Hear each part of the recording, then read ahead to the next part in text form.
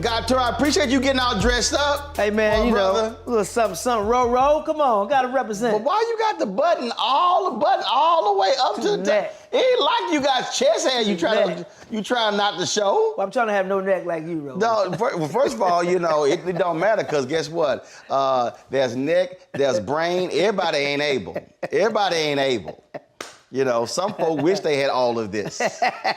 Good looks and knowledge. Hey, oh, man. Come on now. I should be so lucky. Yeah, you should be so lucky. Don't blame me, blame who you birthed you. Hey, man. Don't. You climb back up in there and come back out again. Let me get a redo.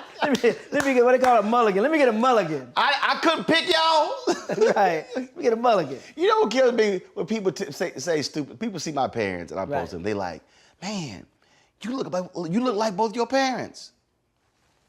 Duh. Well, who the hell am I supposed to look like? Well, you know, in the black community, you know, sometimes the parents don't match. No, all my shit match. Your parents, but a lot All my stuff match. There are a lot of remarriages done. Man, so, let me tell you something. First of all, it wasn't funny because I think my dad had literally, if he was not a true man of peace, he was gonna probably choke the shit out of this woman. we were at this event and we're sitting at the table, man, and I don't know what, we know who the hell this woman was, but he had said something about wife, kids, and she goes, well, you sure you don't have any other kids? Wow. My dad went, Wow. What'd you say? Yeah, he should. Now see, that look, yeah. I know that look. Yeah. You grew up with that look. I looked at her like, oh shit. Like, oh, this about to go. Take your dentures out. Right, this about to go sideways. So I had to I said, I don't know who you talking to, but right. my dad was like, no. I got He said, no, this how he now lady. See when the black man started, now lady, right there I knew. So I had I'm gonna need y'all to move this woman to the table because there's about to be some furniture moving up in here. She actually threw that out there like that's that. Disrespectful. Right. Yeah. She was implying she was trying to start something. Oh, she was trying to start something. She's trying to start something. No, she's about to end something. Yeah, her She's life. about to end something. Well, you know, because it trips me out. Like I'll meet people and they'll say, "What? You don't have kids?" I'm like, yeah, there's a black man who's 52 who does not have kids. Right. Yes. Who could have kids and want to have every one of them. Right. You know, and then I had this one, and church people Kids trip. overrated anyway, but go ahead. Church people trip. Okay, they really trip. And so we had church, and this one, it's probably the first 2-3 years we were married.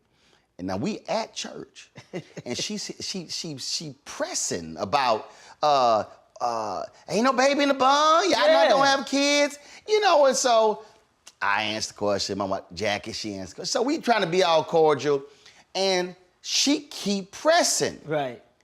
And she keep pressing. Right. Finally, I'm like, hey, we fucking.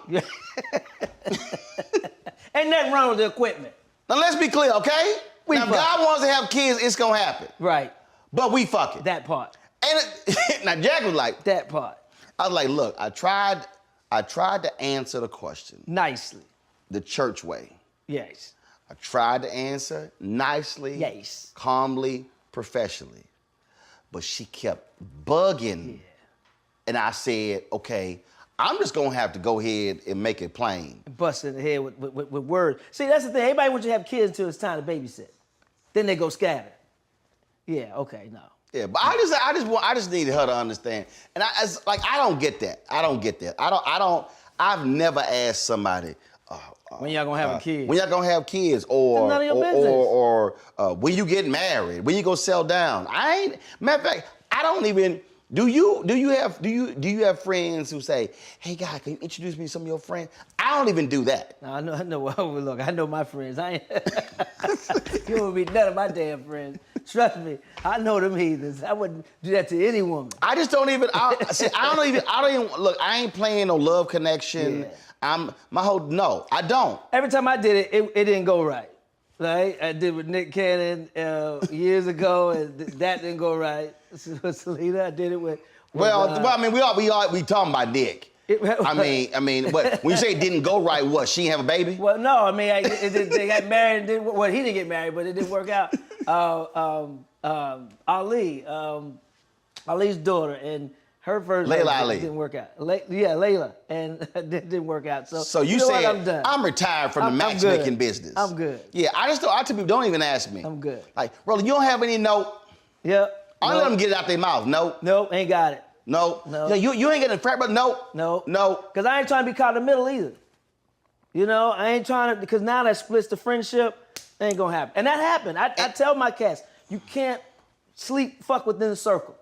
And we got a group of friends, we hanging out, and there's, co-ed. Because once you try to smash somebody in the circle, it don't go right, messes up the whole circle. So now somebody don't want to come around when they don't want to come around. And now we gotta be deprived of the fun of one friend because y'all done smashed and didn't go right. Right. It happens. Right. Well, no, that's how it was, in our fraternity chapter. Yeah. Now you don't get in the way of the brotherhood. You don't sit here and in fact, way it went down with us is, if you were interested in dating a sister who dated another brother, Right. you had to go to that brother and seek permission. Woo. Oh yeah. No. Because the whole deal was your same thing. We ain't letting anything get in the way of the brotherhood. Right.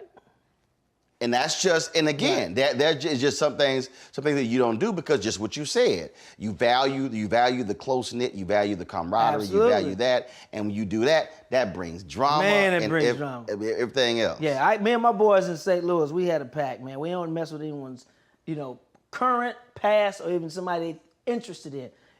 We don't do it. Right. Just don't do it. It's respect. But LA, they got a different code.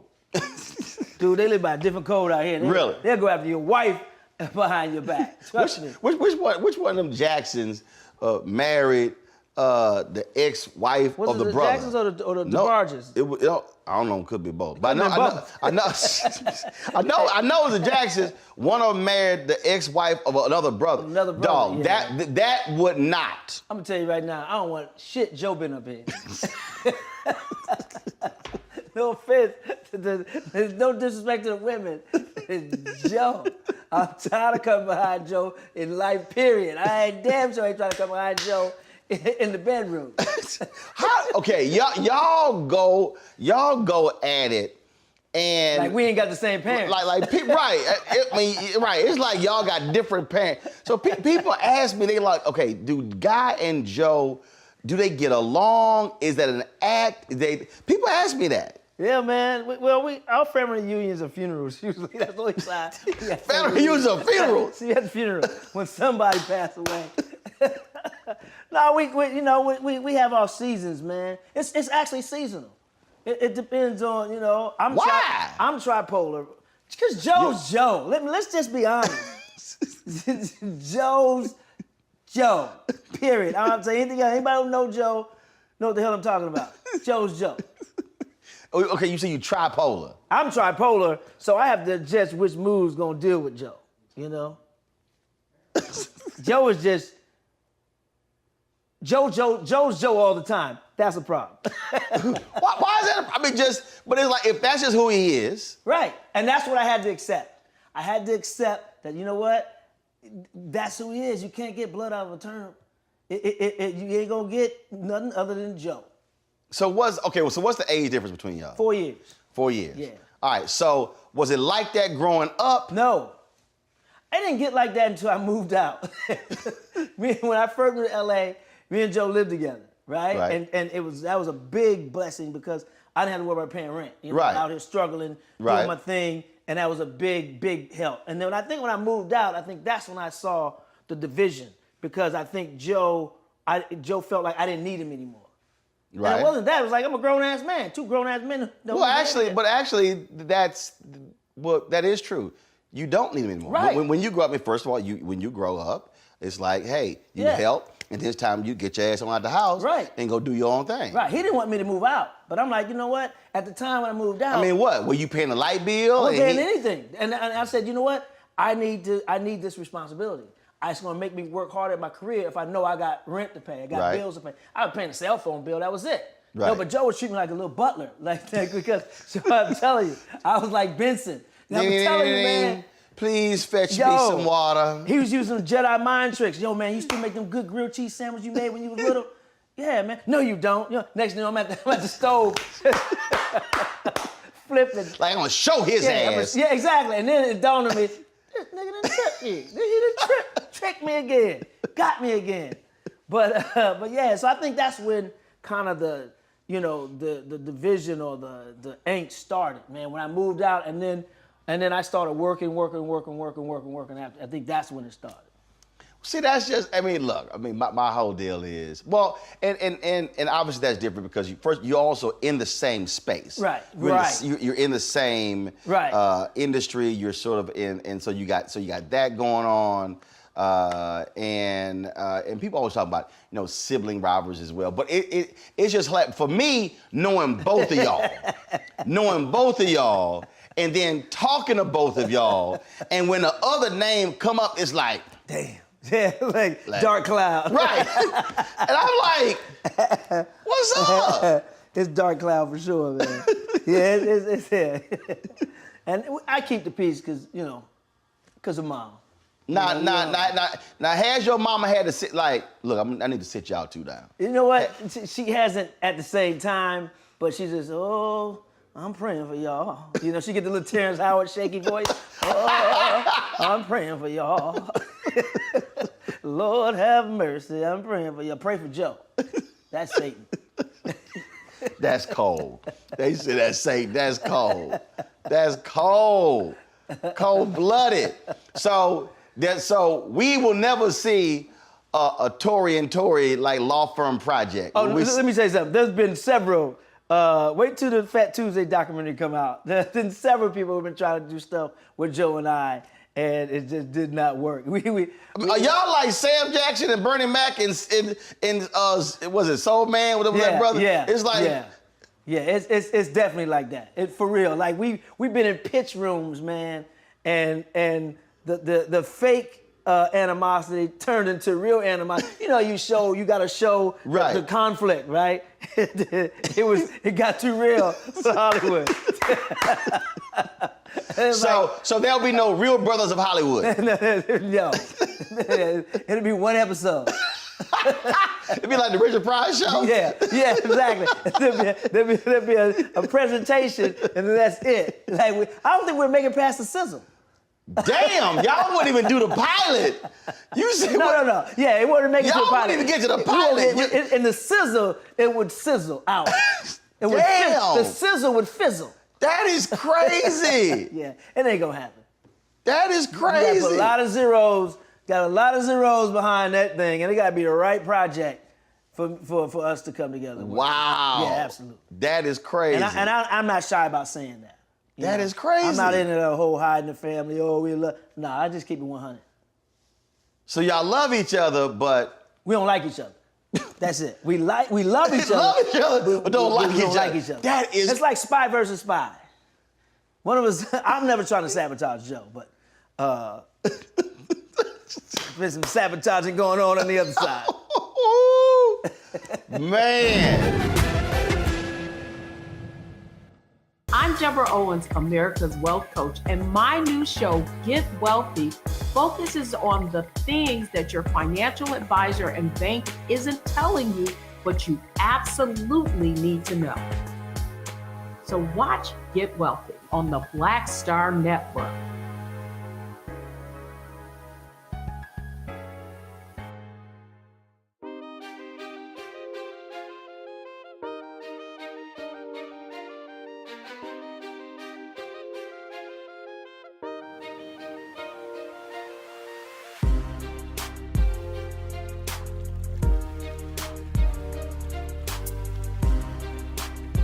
You and I had this conversation.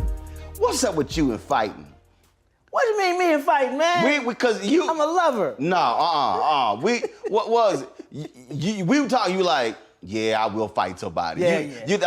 You said that was a period where you would just somebody would tick you off. Oh man. And y'all would just. Oh yeah, I got triggers. Like what in a podcast or something? Oh yeah. That was unstable. The podcast was called Unstable. Because we were talking and you were like, man, we went from this. The next thing I know, fought two members. we fought. Yeah. Like physical. Yeah, fisticuffs. Yeah, straight up like boom, boom, boom, boom, boom. Yeah. Yeah, it was. You know what, Roland. Is that back to that tripolar? Is that what it was? That wasn't tripolar. That was short man complex. that was me being you know how it is with comedians, man. We with radio, with TV, right. You gotta go. Right. You're in there. And sometimes, you're gonna say what's on your mind. And sometimes, a lot of times, I say it at the wrong time. It happened at NBA Entertainment League. I was playing basketball, and people know that I talk. Right? Joan and everybody. Well, one particular time we playing a game, and the dude who was shooting free throws, I said a joke about his mom, a mama joke. And I didn't know his mom had just passed away. Right. And like recent. And he snapped. and I had a Ron Artest moment. But it was just bad timing on what I said. But you also didn't know. I didn't know. Got but it. then when the story got back around, it was like, I knew, and I said, I didn't give a damn. Like, that was far from the truth. So with the podcast, same thing. It was, I told my co-host, I'm going to hit you with a topic. We're going to keep it fresh on radio. Can you handle that? Yes. Boom. I hit him with this thing, and he snapped. And he apologized later, and we cool now. Ain't as cool as we used to be. Let's keep it 1,000. Because once you go fisticuffs, the friendship changes. It just does. So it's bad timing on my part, and maybe a bad reaction on his part, and we fought, and it made the podcast a little tough after that. But it was still fun. We still were professionals, right? And showed up and did our thing, but it just wasn't the same. It kind of did mess up the chemistry a little bit. So how? That was just two of the most recent. Right, two of the most recent fights. Fought my neighbor not too long ago too, last year.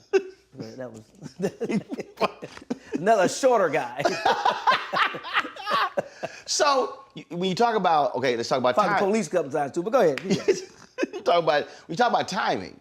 We're now operating where a lot of comedians are just not feeling this era we're in now with social media, with people with phones and all this sort of stuff. Right. And and I've been one of the people that has always said that that if there's any place that has to remain pure and unfiltered, it's absolutely the comedy stage. Absolutely.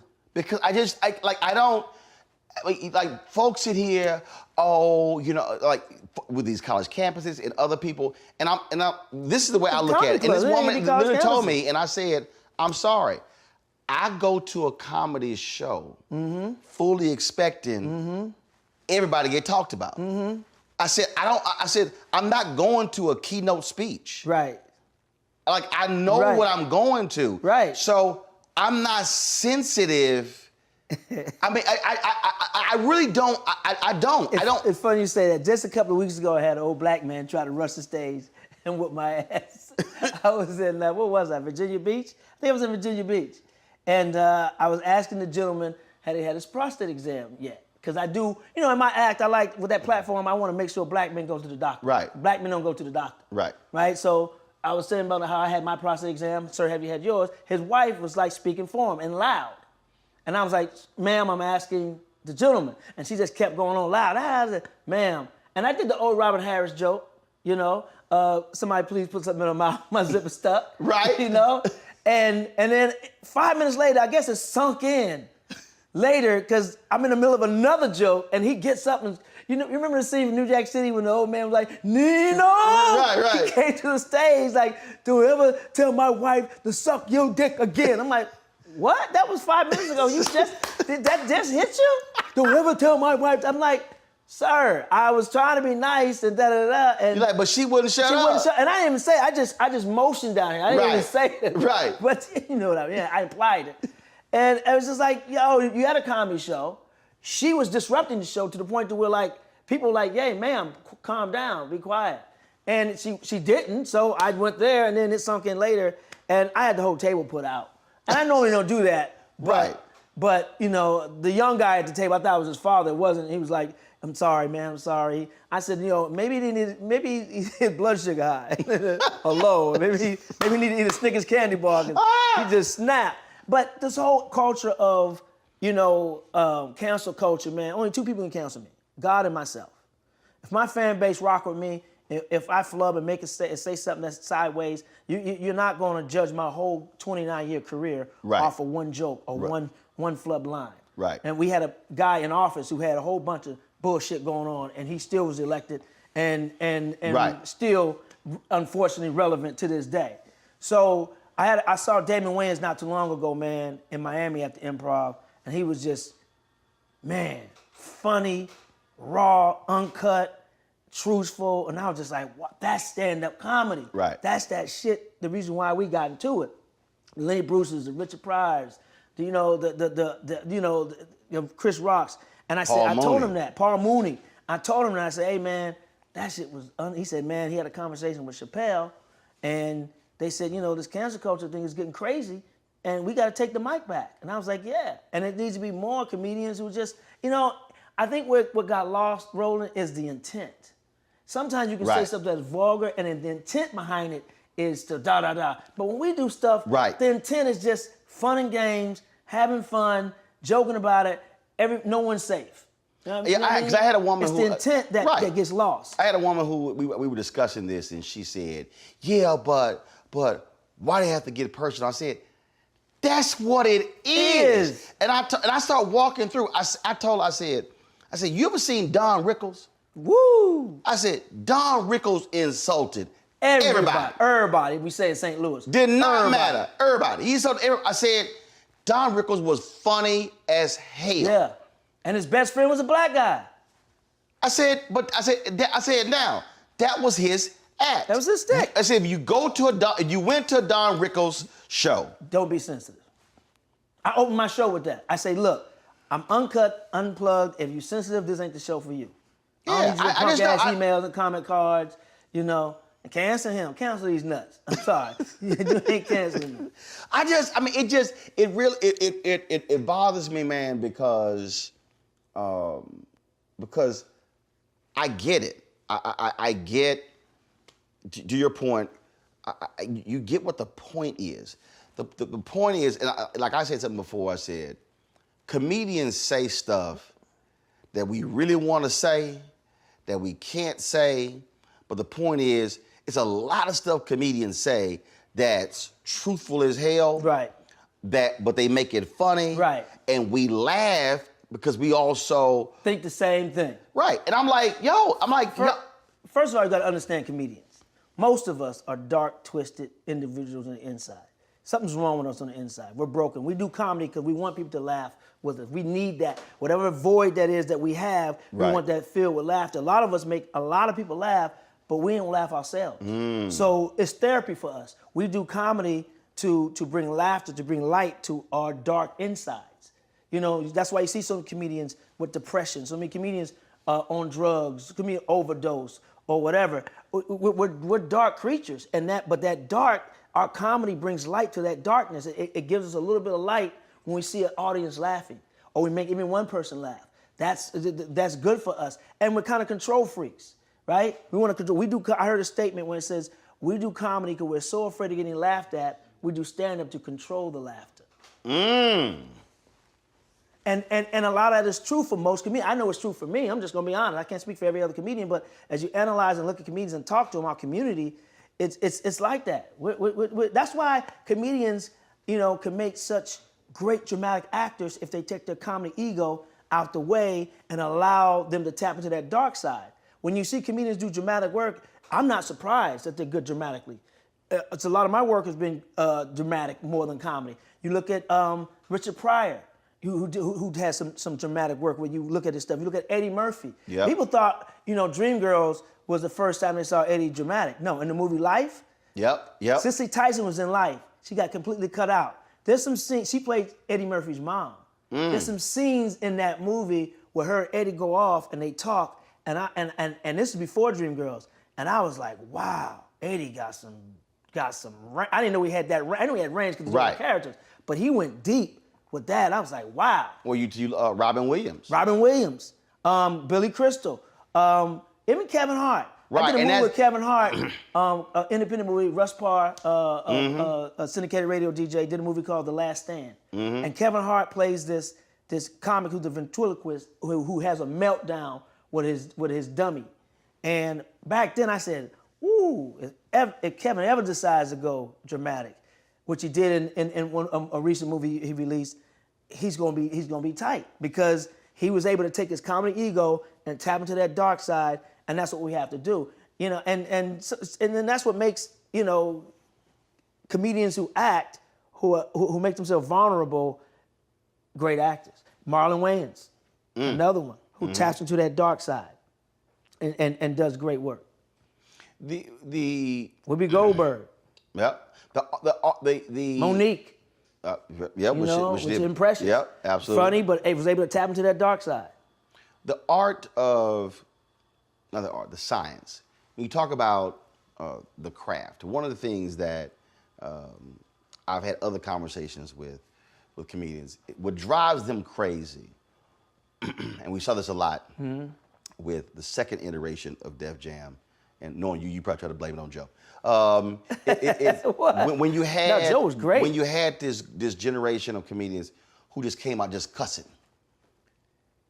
and there was nothing there.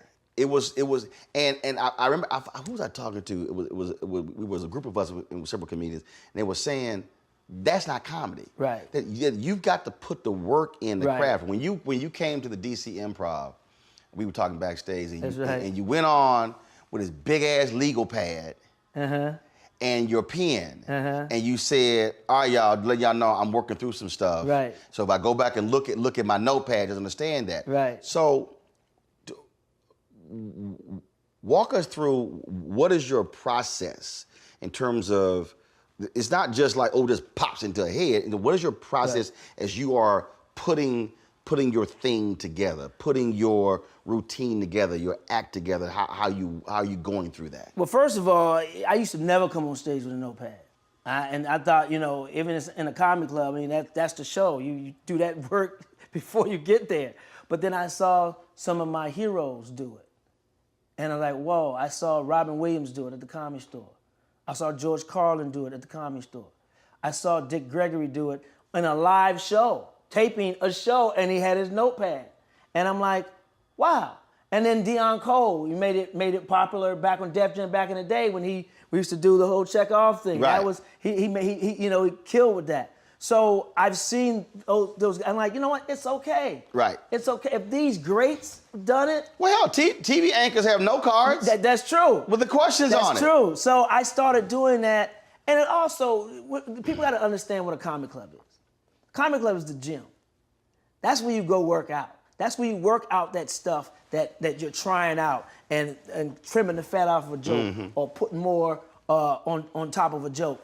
And that's the gym. That's where you work it out. Then you go to these other platforms, these streaming networks, and Amazon Prime or the other competitors, because I'm Amazon Prime guy. I got messed that money up. Drop. These other platforms, all those late night shows, the talk shows at night. That's the gym. That's the beach. That's when you take your shirt off and you flex a little bit. But in the comedy clubs, that's the nuts and bolts. The Laugh Factory is called Laugh Factory for a reason. Because what do you do in factories? You build shit. Right. And that's what comedy clubs are. We're building our act. Some people confuse a comedy club show with a theater show or an arena show. Got it. They're not the same.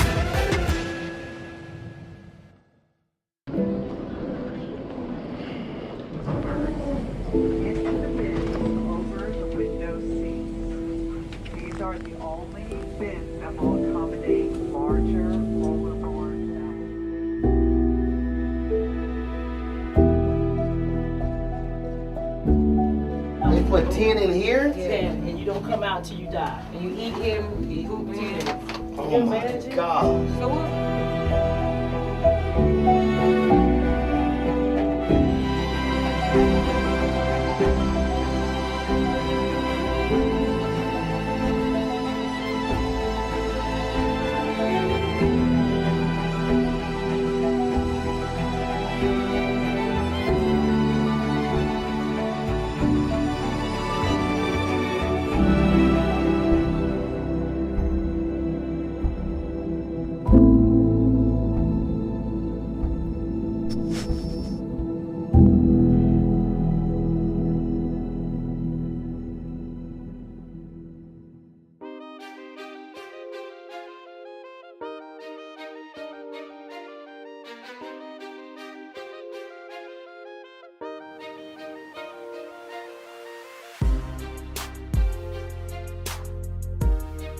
Chris Rock told the New York Times what he hated about folks who would tape shows at a comedy club. He said, "You don't understand." He said, "We're polishing the joke. Right. We're working it through." He said, I might do a number of shows and that joke might just not be I ready might be yet. 20-25% there. Yeah. So you're commenting on something That's not that I ready. haven't finished building yet. That's like ugly babies. There's some ugly babies out there. You can't. That ugly baby may grow up to be beautiful. Right. You know what I mean? And I've actually said, that's an ugly ass baby. Like, don't. But you know, ain't the baby cute? But you gotta understand, the baby ain't grew into his features and face yet. So our acts are ugly babies. Period. But the other thing is, and one further what Chris Rock said is, if we're doing a bit and we're working on it, and you go post it, and it goes viral, whether it's good or bad, when we do our special for that network or that streaming platform, they're not gonna want that joke. So now I gotta take that joke out of my set because it's been seen already. Right. It went viral already. So now that joke really probably connected my whole set.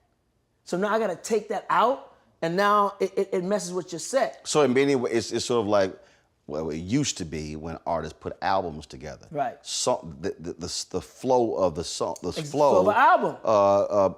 Work for a certain reason. The same way a preacher constructs a sermon. Same thing with stand-up shows should be most. It's the difference between a comic and a comedian, right? So I was going to ask you that because go ahead. A comic says funny things. A comedian makes things funny. You know, when you go to a comedy show, you want to leave with a piece of that comedian. You want to take a piece of that comedian home with you. Mm-hmm. You know, you want that comedian to be transparent and vulnerable and let you in. Comedians do that. Comics are just set up punch. You know nothing about them. Mm-hmm. You laughed the whole time. You had a good time at the show. Right. But then you're like, you don't know who that person is. A comedian takes his life or takes situations and make them funny. Back to Eddie Murphy. You know, Kevin Hart. These are comedians I've worked with. Martin. These comedians I've worked with acting-wise, right? And I've seen what was in that script. I've seen how those words are written on that page, right? And they take those words, and what they do to it, they make it funny as hell. That's right. A comedian. That's someone who took somebody else's writing right. and put it's like a basketball. You know, you give me a basketball, it's a basketball. Give that same basketball to Michael Jordan. That right. same ball. Right. That basketball in his hands is something totally different. So sometimes with those guys, and then with me a little bit when I ad-lib, and Cedric is the same way when you ad-lib, and Bernie was just, in the movie Light, Bernie was just the king at it. They take words on a page and they stank on it. And they made it funny. Some people you don't have to write funny for. Right. They gonna find it, or you write it, right. and they gonna find the funny. Right. You know, so my process is I write a lot. I write word for word, and then I go through and I bullet point it. Then I may study it, and then I go on stage and I'll just have the topics then, so I can look back and see what flows. So my process is that, and everybody's process is different. Yeah. You know, like rappers, you say Jay-Z never written anything down, or Biggie didn't write anything down. Some rappers got to go in there with the pad. Ain't nothing wrong with that. Right. So it depends on how your brain works. How you like to work, how you process information, and if it's your story, you don't have to write too much down anyway. See, when you made that point about Comics and comedians? Comics and comedians. So we first met when you dropped by George Lopez's show. Yeah. And George, for 2 years, George asked me to host it. And came off of you like, your ass funny. I knew you before then. I never seen you do stand-up. But I wouldn't even do it. I wouldn't even do it. Yeah, I'm telling you, it was a show. We met long before that. But I saw you on stage for the first time. Of course, seeing you in the Tom Jones. It was a theater. It was a theater. Downtown LA. It's an Orpheum right. Theater. And DL was on the show. You was on the show. And Georgia said, "Hey, I want you to be the host." I was like, "All right." I didn't expect it. Right. And I'm like, "Oh shit, that's Roland Martin." And everybody was around me like, "Yeah, we know," because you wasn't on the ticket. No. Right. And you came out there and you slayed the audience. I was like, "Oh snap, okay." And I came backstage and I told you, I was like, "Yo." But it was a great. Arsenio was on the show. Everybody killed from top to bottom. Well, see, the thing that what I tell people is it's sort of like when because again, emceeing. I've emceed banquets. Right. The purpose of the MC in the banquet, one, to keep that show moving. Keep it moving. Keep it going. But also, you got to be smart enough and quick enough to know when something was weak, when something was bomb, when Yeah. something happened, Yeah. the music not right, the choir not ready, the Right. awards that got lost or whatever. And so you are totally operating without a net. Yes. And there are some people who are TV anchors, or there are some people who I've seen, like a lot of people think every comedian can MC. No. No, sir. I've seen it. Because it's, when you're doing that, it's a lot of stuff that comes up that you have no control over. Right. But your job is to keep that whole thing together. Right. And people will sit here, man, and they'll be like, how in the hell where in the hell did that come from? I'm like, yo, I can't tell you. So you as an MC, you're quarterbacking the show. Absolutely. You're because sometimes you have to read the audience, and you may have a certain list of things you want to talk about, but you got to read the room, and you got to be able to Omaha out that bitch, like Peyton Manning. Yeah. You got to be able to. You see the defense giving you something strange, or you see the audience not going in a certain direction. You got to Omaha and switch gears still keep it on point and make it seamless. I got to. We did a deal. It was CBC and Henry over there. Henry was shooting, bruh. They had me MC this evening. It was the Congressional Black Caucus Foundation, ALC, and it was the Michigan party. So they had this award ceremony and stuff. And those are hard to do. And dude, it was. When black people get dressed in tuxedos, it changes them. Bruh, didn't care. They did. I know, but I'm saying to them, they booty hole tighten up. Didn't care. They're astute now. We sitting in this bad boy, sitting in this joint, and it was an arena, because after us, it was either Johnny or Eric Benet performing after that. So man, we sitting Eric there. had his shoes on? And yeah. Okay. He wasn't like Layla. He wasn't like Layla Hathaway. She never got her shoes on. So man, we sitting there. So they forgot the awards. They forgot the awards. So this is an award show. They were handing out awards. And they forgot the actual awards. Forgot the actual awards. Bruh, that was gold. Yes. Do you know I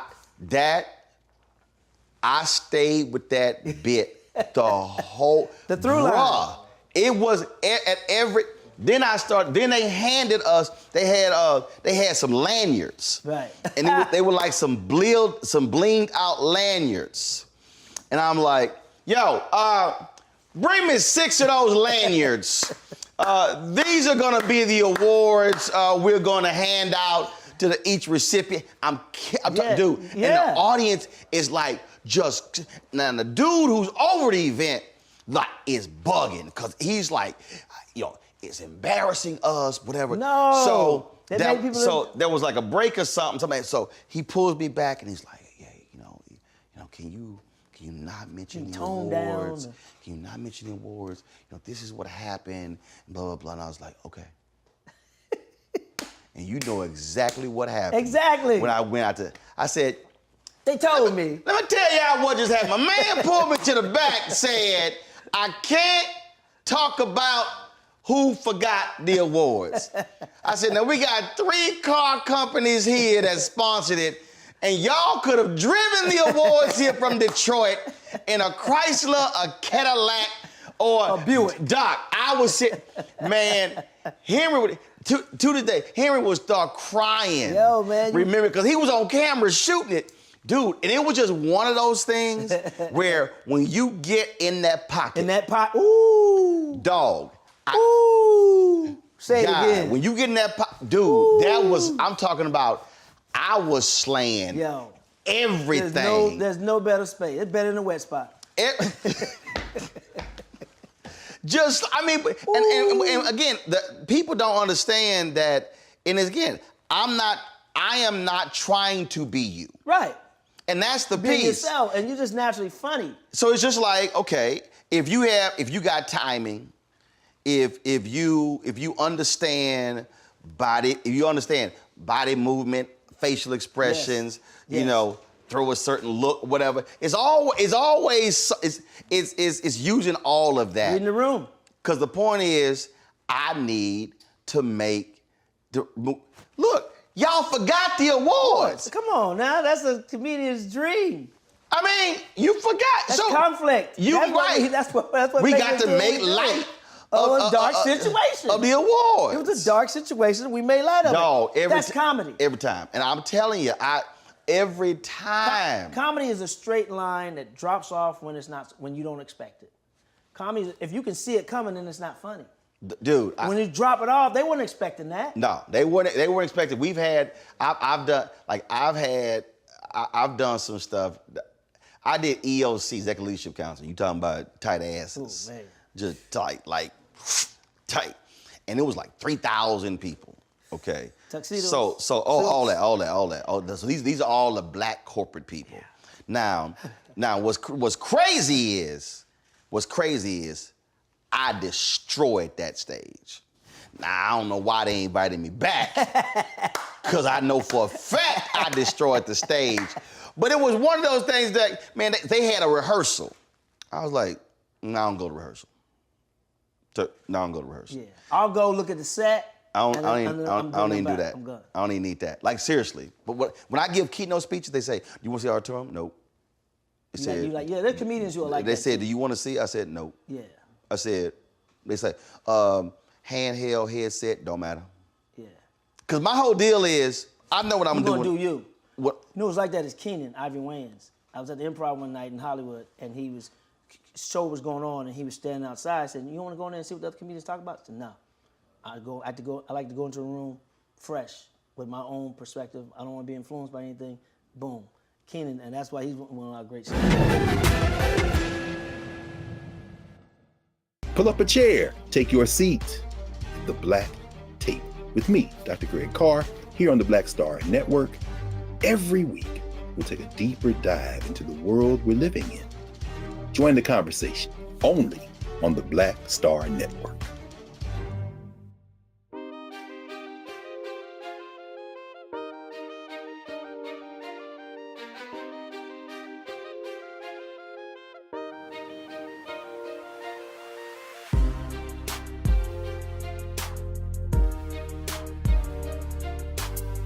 When I talked about process, people think I'm lying when I tell them I don't write speeches. I can believe it. Just tell me how much time I got. Yeah. That's all I need. Yeah. And I gave a speech in Miami, and this woman came up to me, she said, oh my God, she says, I own a black newspaper, we want to print the entire speech. I said, well, y'all got to transcribe that son bitch. Yeah. She's like, what do you mean? I said, that wasn't written. Yeah. She said, well, did you have notes? Nope. She was like, I said, I ain't even write the title down on the index card.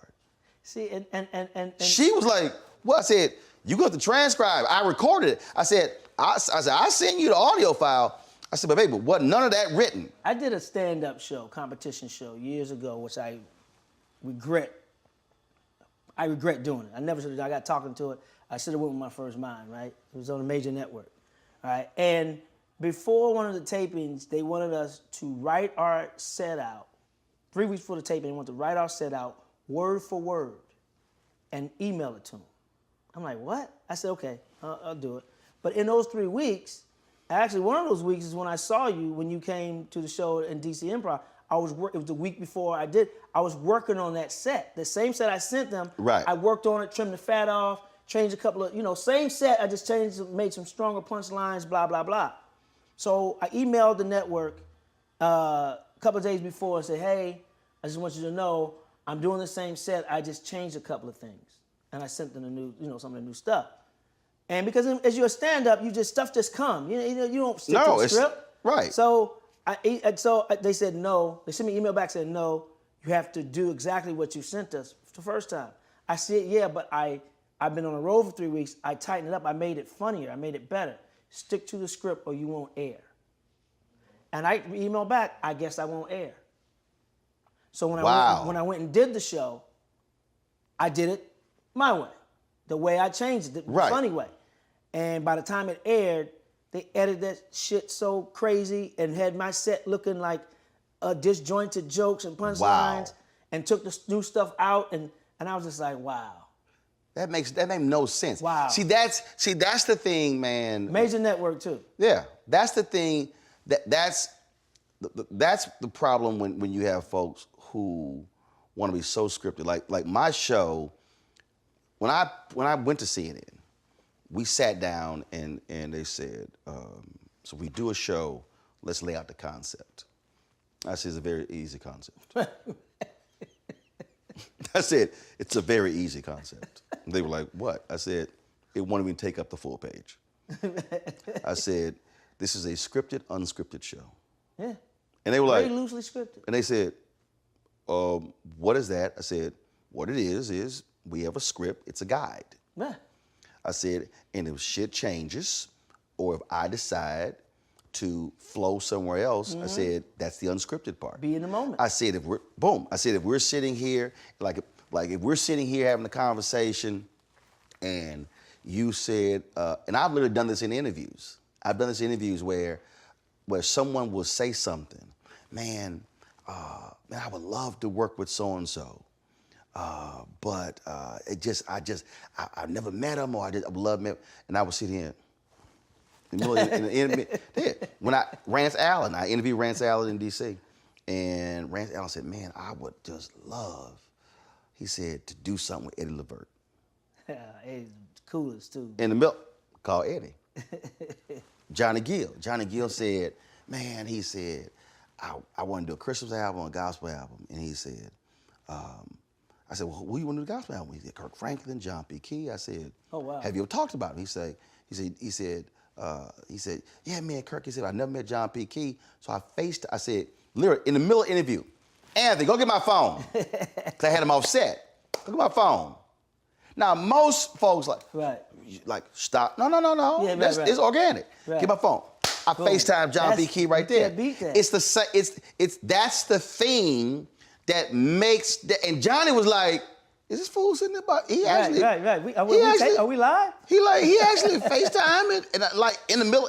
Right. First of all, my show, I own it, so it ain't like I got an executive going, Roland, it ain't right. But that's the thing, man, that people have to understand.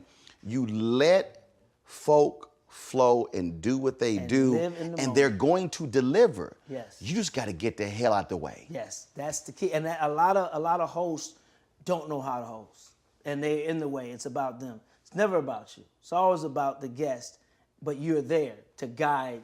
That's it. The guide. And the audience. Right. Because the thing is, see, my whole deal is, whether it's a banquet, whether I'm the keynote. That's why, like, every time before I start my speeches, it's literally 5 to 10 minutes of joking. Right. Yeah, you break the ice. Because see, what happens is, you got this whole program, it's probably boring as hell. Yep. Then they go through this long intro, and I'm like, I don't know why y'all reading all that shit. I said it's in the program. Right. So no, we got to read. Right. And so it's the whole setup. And so now everybody's like, okay, now it's time for the keynote speech. Right. And I get up there and just act a fool for about 5-8 minutes.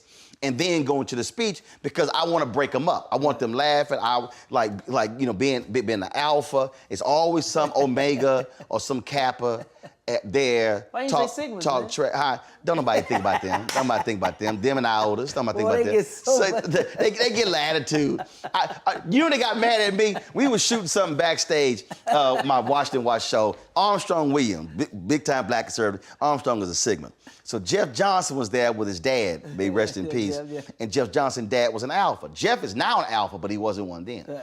So Armstrong, Jeff said, hey, why don't you meet my pops? He said, he's an alpha. So, we grip. And so Armstrong was, he said, oh, really, you an alpha? Both y'all alphas? I'm a Sigma. And I said, and we had this thing called the black room, and we had the camera running. And he said that, I was like, I ain't never met many Sigmas under 55. Dog, that for like 2-3 years, Sigmas, man, be tweeting me, man, that shit was wrong. That shit was wrong. And I was like, well, y'all relax. I said, it's the Greek dozens. Right. I'm like, it's what we do. Yeah. I'm like, you just mad that joke hit, and it hit, it took the wind out of you. When it hit, I mean, other people think the same way. But then when the Sigma president came on the show, he was like, now look, he said, don't you bring up that 55. Hit a nerve. Hit a nerve. And I was like, look. So when I give a speech, dude, when you talk about, it's same thing. When you mention homegirl who was talking and the dude, you pick out a few, I'm gonna wear your ass out tonight. Yeah. Every time, it's likely gonna be a loud omega. So we're barking. Who you about to be the foil to my intro. And I'm going to wear your ass, dog. I'm going to wear your ass out. That's why you can't be so married to a script. Dude, I can't even, Guy, I'm not lying. First of all, I don't write speeches. I don't even decide the title. I've settled on something, and they're introducing me, and they finish, and I get up. Now, mind you, I'm only 2 seats over. Right. And I will switch the entire thing. Yeah. So the ability to be able just to completely just, whatever happens, I can throw that sucker out, and I can just go with it. Yeah. But people think, and they think that you don't put the work in. No. You put the work in. No, I'm visualizing. Yeah. Because it's funny when you talk about cutting the fat off. When I go on news shows, 4 or 5 people host 8-10 minutes. You ain't got 30 minutes. Get to the chase. Yeah, get to it. So I'll sit here and I'll that topic. So I'll work on a phrase. I'll work on a signature line. Right. Soundbite. And I'll sit there and I'll refine it. I'll tighten it and hold it for the right moment. That becomes the viral thing. Got it. Yeah. And that's the thing that, and I tell people, look, everybody has, to your point, everybody has different ways of doing it. Methods to the madness. Right, but you just gotta know how to sit here. Like my wife, she's an ordained minister. Right. That when she gets a sermon, she goes into like a cocoon. She got like 8-10 books.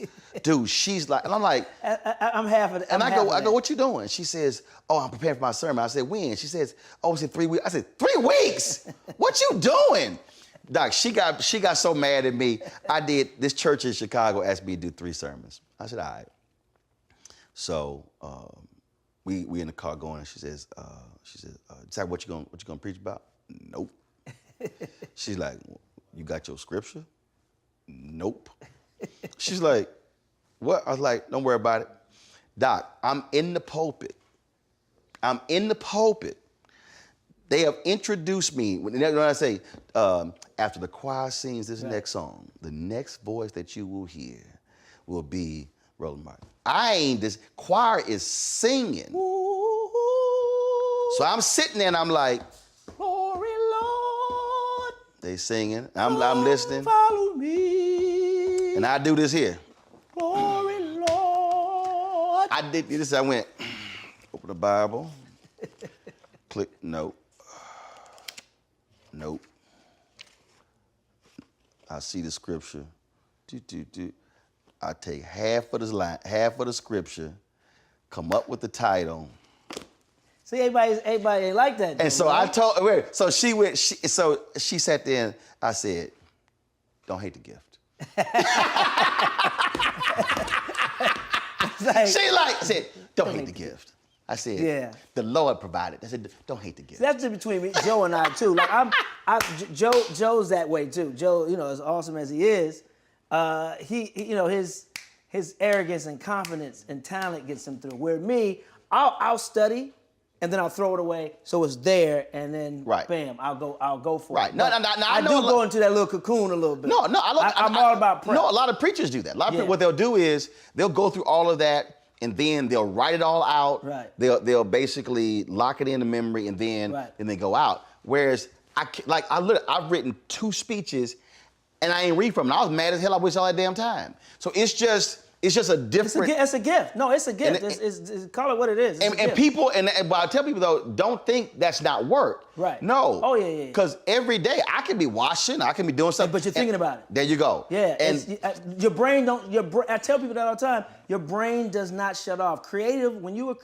are creative, your brain does not shut off. I don't care what you're doing, your brain is always going to be creating. If you have something you got to do, whether it's been a week, the next day, late at night, your brain is going to be thinking about it.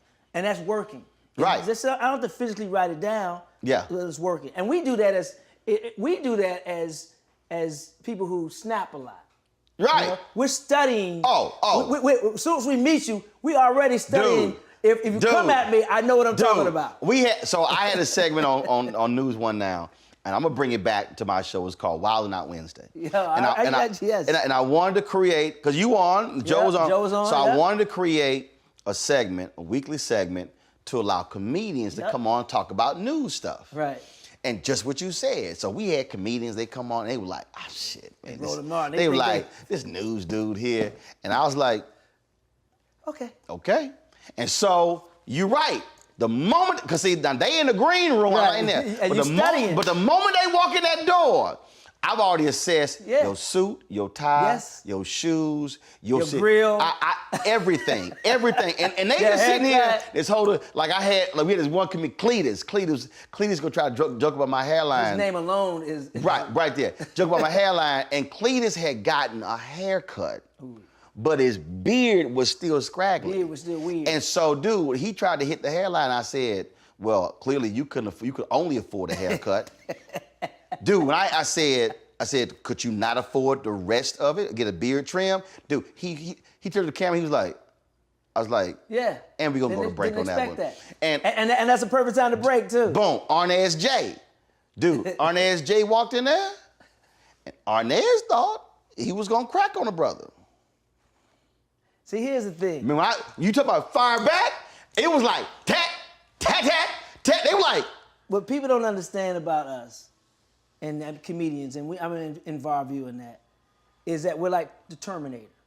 When we see you, we already right. We already okay, boom. It's like you watch Sherlock Holmes, the new one with Robert Downey Jr. And before he fights. And in his mind, he's already boom, left there. Oh, I've already played the whole fight out. Yeah. So it's like I'm a hit. It's like wait a minute. It was like see, people understand when you walked in. First thing, I'm gonna hit his jacket. And I was like, I got on linen. Right. And I was like, I'm gonna hit his button all the way up. And I'm like, he looked like a Smurf. I'm sitting here. A ghetto Smurf. And I'm sitting here, then I'm like, he looked like a California raisin.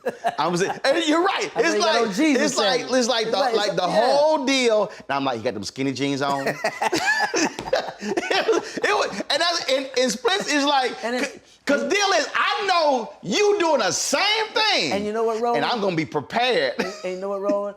It's all love. Right. It ain't bullying. People thought it ain't no malice. It's like we want to join It's what we do. We won't join her. People thought that they're like, man, you and guy don't like each other. I was like, nah, we good. I said, we gonna go. Yeah. I said, y'all sensitive with that. It's like cats like, oh man, your neck. I'm like, first of all, I see that coming. Right. That's why I didn't even mention that, but one time today. But that's it. You can't keep going there. It's just like when people try to hit you being short. You be all the time. And I love my shortness because short people live longer. That's what I heard. Really? That's my silver lining. That's your silver lining?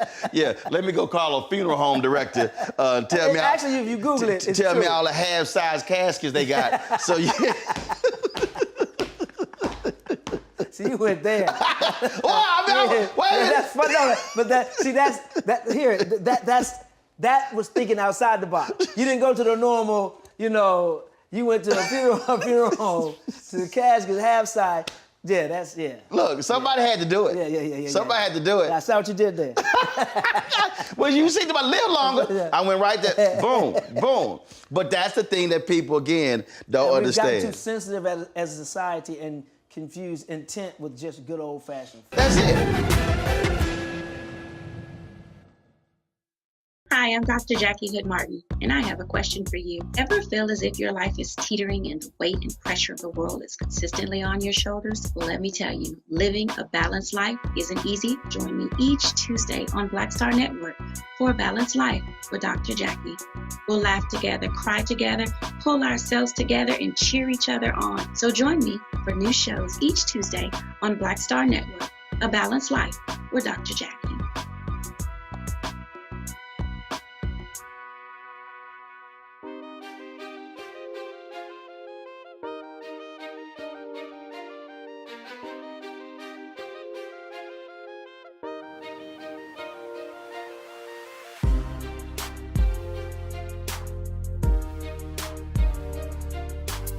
All right, so Who would you, living, we'll start there, and then we'll go deceased. Who would you love to do a versus style battle? In terms of comedy? In terms of, it's like, okay, if the audience is there, one mic. Like when I talked to Wayne Brady said he would love to battle Jamie Foxx. Well, yeah, because they're similar. Right. Yeah. But if you, we know it ain't gonna be Joe. Right. But if you, Hey, you know, me and Joe had one of those. okay. We talk about it in my documentary, Fat Tuesday doc. But we had one of those and it was ugly. We had one at the Comedy Store, at Fat Tuesdays, at our DVD release party, and Joe was being Joe, asshole, and we went at it on stage, and Joe always won. Like I would want to do it with Joe. Yeah. Really? Yeah, because Joe always won these Jonas sessions, right? And then that night, I had a nerve, and when he snapped on stage, you went below the belt. I didn't know I was going below the belt. No, you didn't go below the belt. You hit him in the ankles. Dude, let me tell you, I didn't know at the time people knew what was going on. I had bought this property, a duplex, and you know me and Joe lived next to each other. But you know, I had bought it, and Joe moved in, and what you do? Raise the rent? well, we were going at it, and Joe was winning. I felt Joe was winning. Right. I felt Joe was winning. So like you needed. So I said, pull a Sonny Liston, sprinkle something on my glove, and rub it in Ali's eyes. I said, yeah, nigga, shut up. That's why I'm your landlord. And I didn't know the audience knew that but the fucking crowd went nuts. And Chris Spencer was like, and it got to the point to where Bear, rest in peace, Michael Telefaro, Big Bear, came and picked Joe up off the stage and carried him out. Bishop Noel Jones was there that night. He would lay hands on y'all. He came up to the end of the stage after the show, was like, I'd never heard a preacher anything cuss before. He said, you niggas need to cut this shit out. And I was like, he cussed and said, nigga. He said, just y'all leaving too much money on the table. But yeah, so if I did a versus, it would be with Joe, and I would have to go below the belt because I would just have to. I know it's gonna probably split the family and make them mad, but I would just have to. Cause we started talking about. I mean, is it because in that setting he's so quick? Joe's one of the best. Joe's one of the best, man. And I mean, shoot, let's be honest. A lot I learned from Joe. Right. You know, and everything Joe did, I did. Joe played football in high school. I played football in high school. Got it. And was better. Joe started acting.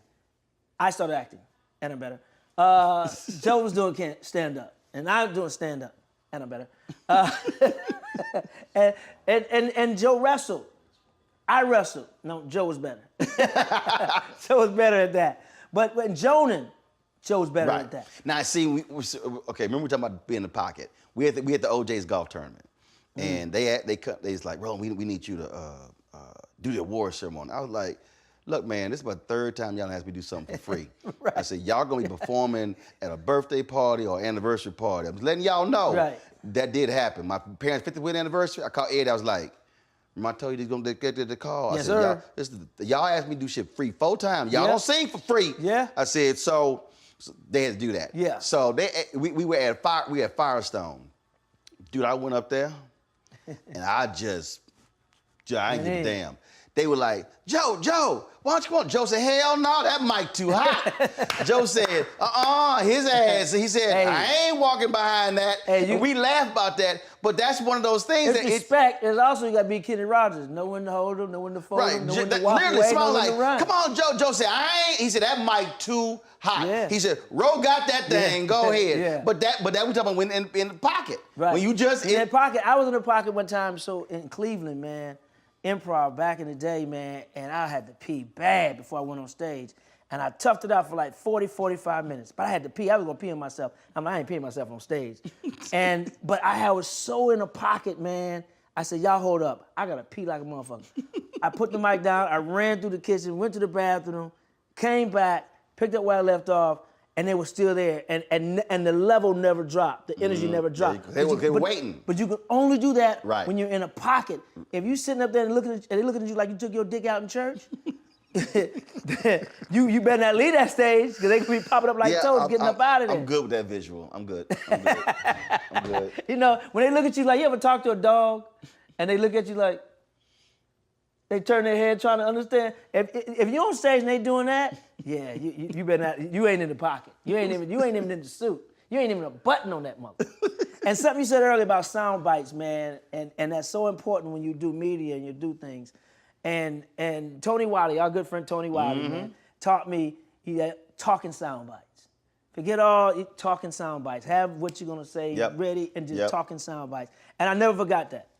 Is there so you've done a lot of stuff, but what do you really want to do that you have not done?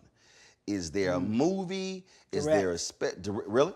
Direct. Direct I've what? done dramas, I've done direct comedies. What? Direct a movie, direct a comedy special, direct what?